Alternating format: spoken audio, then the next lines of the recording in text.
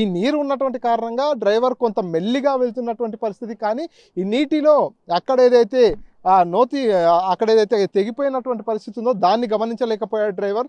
మొత్తం నీరే ఉంది కాబట్టి అక్కడ కూడా నీరే అనుకున్నాడు, అది గుంతగా కూడా ఎక్స్పెక్ట్ చేయలేనటువంటి పరిస్థితి. ఈ నేపథ్యంలో ఒక్కసారిగా ఆ గుంతలో దిగుతున్నటువంటి క్రమంలోనే బస్సును ఆపడం జరిగింది. బస్సు ముందు భాగం అంతా కూడా గుంతలోకి వెళ్ళిపోయింది, వెనక భాగం అంతా కూడా పైకి లేచినటువంటి పరిస్థితి. ఈ నేపథ్యంలో ఒకసారి చూడొచ్చు, బస్సులో కూడా రక్తపు మరకలు కూడా కనిపిస్తున్నాయి మనకు.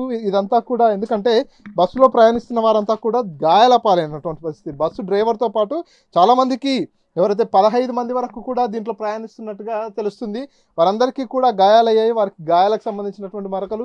ముందు భాగం ఒకసారి చూసుకున్నట్టయితే పూర్తిగా లోపలికి, ఆ నొయ్యి లోపలికి పడిపోయినటువంటి నేపథ్యంలో ఆ మట్టి ఏదైతే కంకర కావచ్చు, ఇసుక కావచ్చు, అదంతా కూడా ముందు భాగం మొత్తం డ్యామేజ్ అయిపోయి అదంతా కూడా ఇక్కడ డ్రైవర్ డాష్ బోర్డ్ మీద పడినటువంటి సిచ్యువేషన్ కనిపిస్తుంది. డ్రైవర్కి కొంత తీవ్ర గాయాలయ్యాయి. బస్సు ముందు భాగం అంతా కూడా నుజ్జు అయిపోయింది.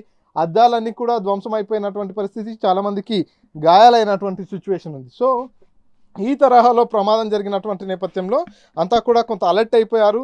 ఎవరైతే రోడ్లపై నుంచి వర్షపు నీరంతా కూడా పొంగి పొరులుతున్నటువంటి నేపథ్యంలో రోడ్లు దాటే వారంతా కూడా అప్రమత్తంగా ఉండాలంటూ కూడా అధికారులు సూచిస్తున్నారు.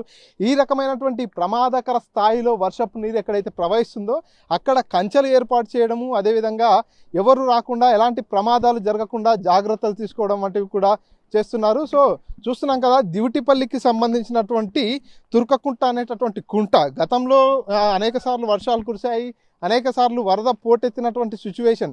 కానీ ఎప్పుడు లేనట్టుగా ఈసారే పెద్ద ఎత్తున ఈ రకంగా వచ్చినట్టు తెలుస్తుంది.